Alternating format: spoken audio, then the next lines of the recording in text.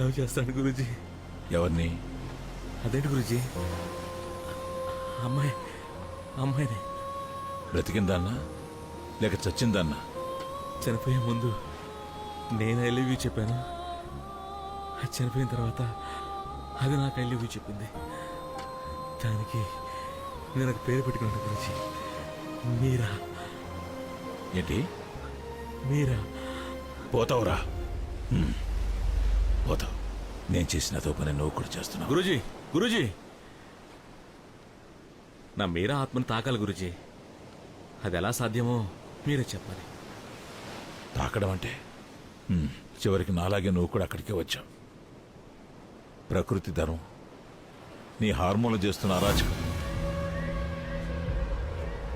ముందు నీ మీరా కన్నీగా చనిపోయి ఉండాలి. అలాంటి ఆత్మను తాకాలంటే దాన్ని ఇంకో శరీరంలోకి రప్పించాలి.